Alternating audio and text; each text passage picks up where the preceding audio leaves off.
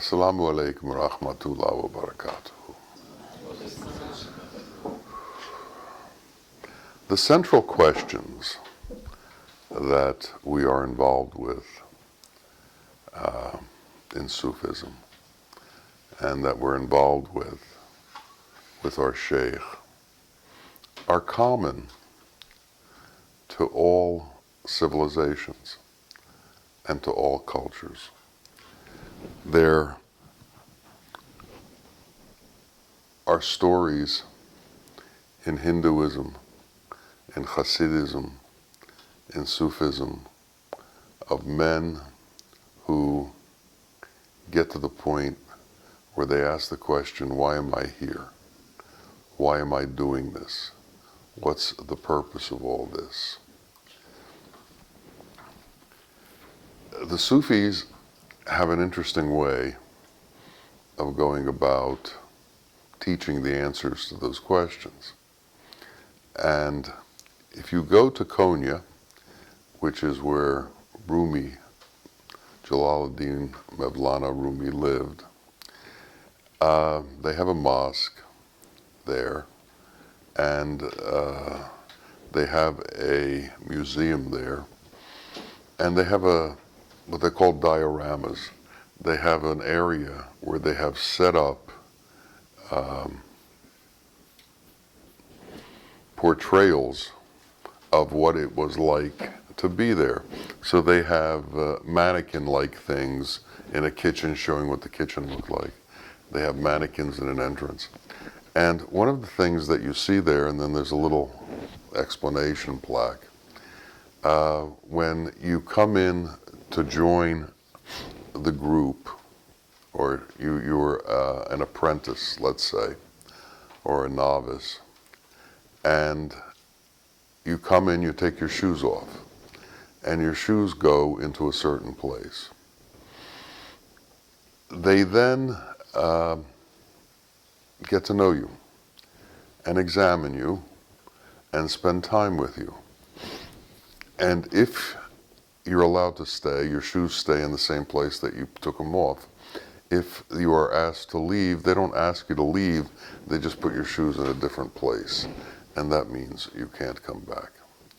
And what is it that they try and teach the novice in the early onset of his experience with Sufism? What are they trying to convey? And in Turkish, it's called adeb, and that means courtesy. There are tremendous rules as to courtesy and to the interaction between people in the Dargah. The Dargah is the Sufi monastery. And if you can't conform to this kind of behavior, you can't stay within the group.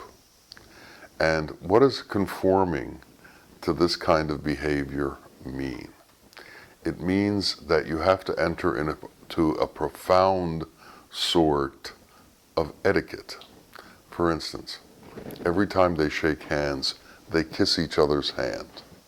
Every time they pass one thing over to another, for instance, if you're passing a spoon to somebody sitting at the table next to you, you would kiss the spoon and hand it over. Everything involves a kind of elevated etiquette and kindness. And if you can't enter into this elevated state of etiquette, you can't become part of their group. And it has to do also with the way you use language, with the way you interact, and with the kinds of things you talk about. A Sufi doesn't gossip. A Sufi doesn't talk about other people. A Sufi doesn't get angry, at least not in front of other people. There has to be a control that you have of yourself and of the way you act. And this control of the self is necessary in order to begin the process of tremendous change that Sufism is trying to bring about in people. If you can't control your tongue, how are you going to control your anger? If you can't control your anger, how are you going to sit still in the presence of God? If you don't have control over your mannerisms, you won't be able to break the veils that separate you from the truth. And what's the key to that? You can control your mannerisms if your attachment to your mannerisms is not overpowering. But if your attachment to the world is overpowering, then you can't control your mannerisms, because what goes on in the world becomes so incredibly important that you have to react. And one of the great lessons is learning how not to react. But if reaction happens spontaneously within you, and you can't control the need for that spontaneous reaction, you can't do what's necessary to do to become a Sufi. The prophet, may peace and blessings be upon him, in one of his last talks said, we have to beware of the imposters. And within the world, there are many people who appear to be one thing and are another. And it takes time to discover who these people are and what their true motives are. But we can't worry so much about them. We have to worry about ourselves. And we have to be sure that we are not imposters. We have to take the guidance that's been given to us by the Sheikh and incorporate it into our being as if it were the law. So you have the Shariat, which is the basic Islamic Orthodox law about things that you should and shouldn't do. But then there's another level of etiquette and another level of self-restraint and another level of demeanor that the Sheikh tries to teach you. And if you're in the presence of the Sheikh, you get to see what this is like. And what you see is there's a constant kindness. There's a constant ingratiating other people to him. There's a constant flow of love that comes from the seat of the Sheikh. And it is given to everybody. When the Sheikh is in his room and you are with him, you see that he doesn't treat people differently. He treats everybody the same, whether you just came to him or whether you've been there for years, whether you are one of the people who's important in the community or just someone peripheral. They're all given the same kind of respect and the same kind of treatment. And one of the things that you notice is here is this elevated being giving respect to every being without condition. And you can tell one of the things by the way he addresses the gatherings in front of him. He starts out with, children, gems of my eyes. You and I who have been born together into this world.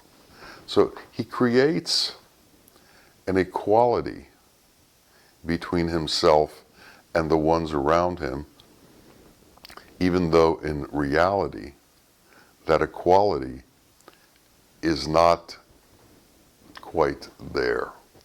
The end result is what he is looking at. So he's looking at everybody's potential and he's addressing that potential. He's looking at everybody's reality, which is that you have Allah within you by way of your soul, and he addresses that portion of you. So he is capable of bypassing the difficult parts that each of us have and addressing the positive parts that each of us have. And our job is to be able to let go of the negative parts that we have and build up the positive parts that we have, and to create a situation within ourselves where we control our behavior so that it stays within the realm of positive and nurturing and kind and loving, without outbursts of anger or hastiness or hatred. If you hear a Sufi say, "I hate him," you know he's not a Sufi. He's one of the imposters. Sufis don't hate. They have gotten to the point where they've transcended individual likes and dislikes, where they've transcended praise and blame, where they've transcended reaction to what other people do. Now, in the world, one of the maxims is tit for tat. If someone does this, then I do that. And this is how the world acts and reacts. As a Sufi, one needs to learn not to react. And this learning of not reacting, this learning of how not to react to inflammatory situations, is a big part of the learning. And so that's why at Mevlana's Dargah, at Mevlana's monastery, the first thing that was taught was manners. And if people couldn't act mannerly, they couldn't stay. So this elevated level of being within people, this elevated level of interaction where etiquette and kindness are penultimate in our approach to others, is incredibly important. And we have to learn to act in that way. And that's why when you have a real group of lovers, there's never outbursts. There's always kindness. And when the outbursts happen, and they of course happen, it's because someone can't control their emotional self, can't control their reactive self. And control is a large part of this path. Did you ever see a tightrope walker? They have an enormous amount of concentration.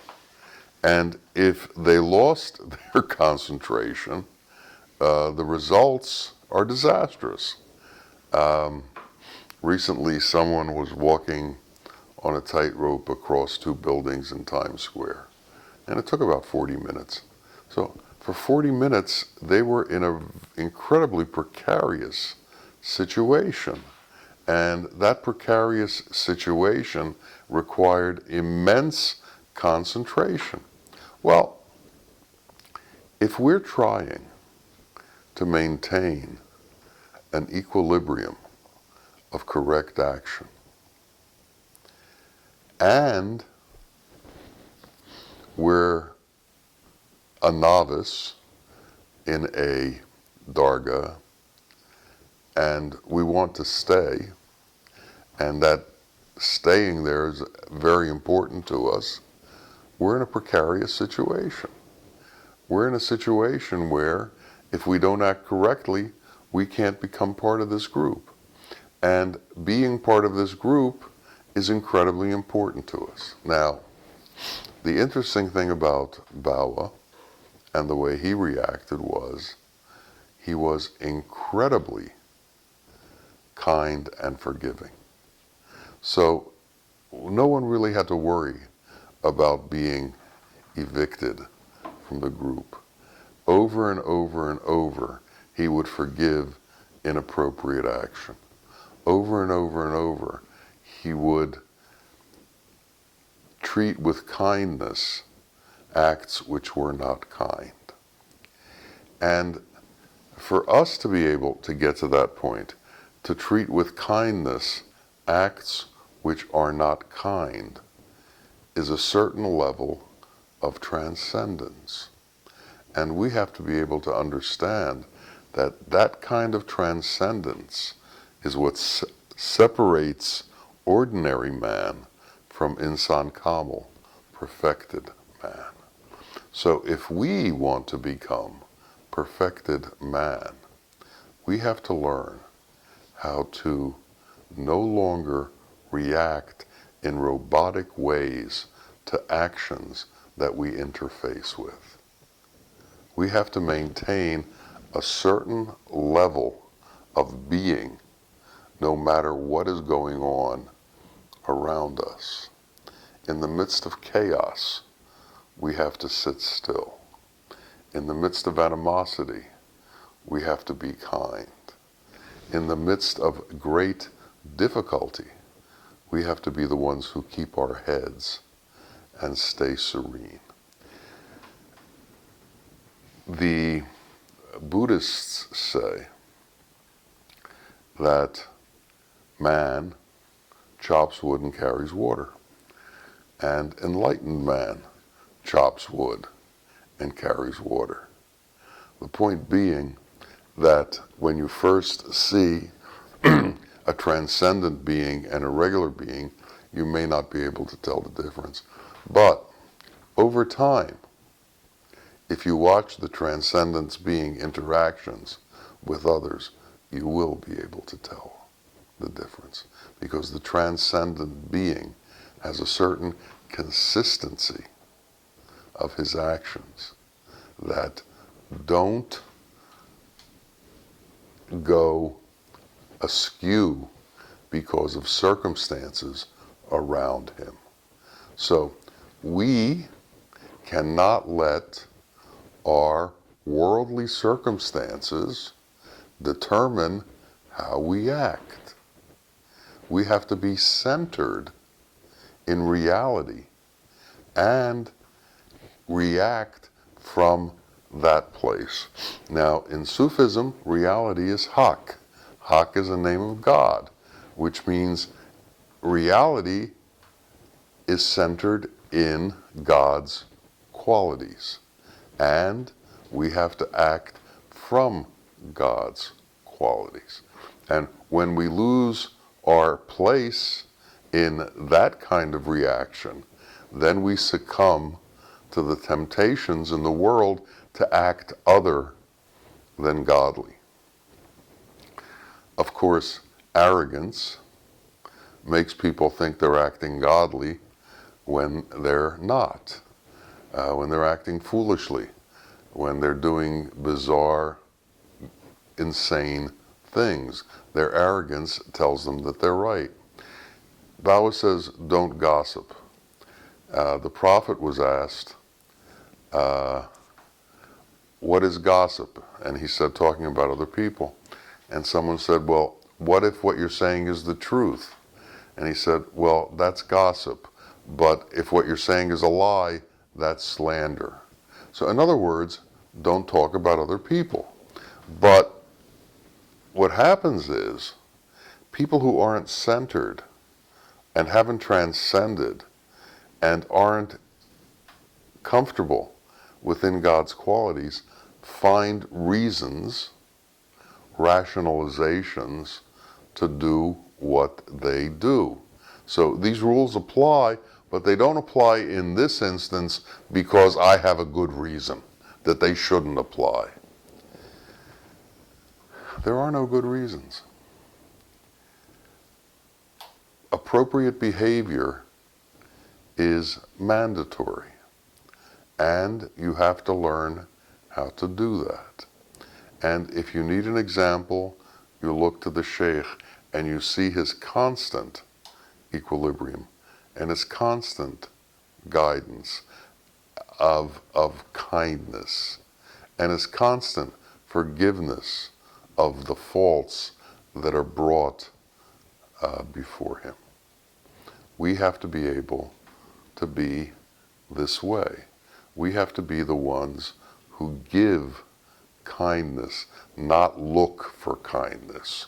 We have to be the ones who dole out what's necessary for other people, not the ones who are in need of other people giving to us so that we can become more whole or better. Some people walk through life expecting. The Sheikh, the Insan Kamil, walks through life giving. So we have to learn that method of being. And to learn that method of being incorporates seeing the God in everyone that we run into, and not having the prejudices that come with duality, not having the prejudices that come with seeing differences, not separating one from another, but seeing all as inclusive in God's path. A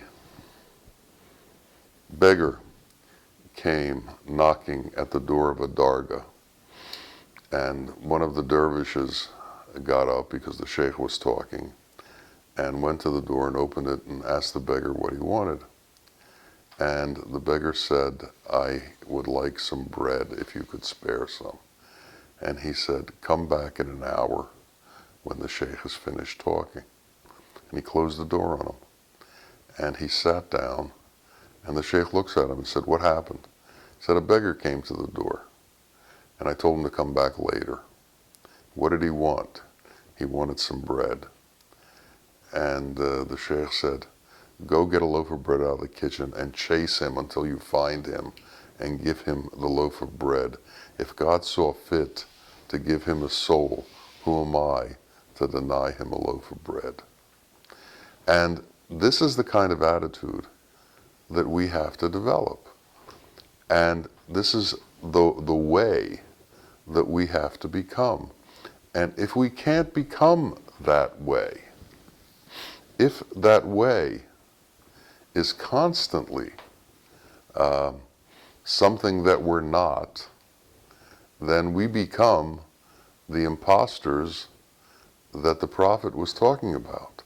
We become the ones people have to be beware of. May Allah make it so that our hearts are inclusive, that our minds don't see separations, that the inclusivity of existence becomes apparent to us, so that all are included in the way that we see things, and we don't categorize people. The mind is a critic, and the mind is constantly judging everything that it sees. This is good, this is bad, this is this is that. And so the mind has charts that categorize everything that it's encountered. If we continue to look at the world with the mind, we will continue to see duality in existence, and we will continue to see differences. But if we are capable of bypassing the mind's influence on us and seeing things directly through La ilaha illallah, nothing exists but God, then we can see that everything we see is God. And if we can bring ourselves to that point where everything that we see is God, who are we going to deny? Who are we going to separate off from ourselves? Who are we going to push away, and who are we going to bring closer? It becomes self-evident that everyone is within our community, that everyone is our brother and sister, that we are connected, not to some, but to all. And once this understanding comes into our hearts, we become real people. We become true dervishes of our Sheikh. We become true disciples of the truth. May that way become easy for us, and may it be what happens to each of us. Ameen. Ameen. Ya Rabbil Alameen. Assalamu alaikum wa rahmatullahi wa barakatuh.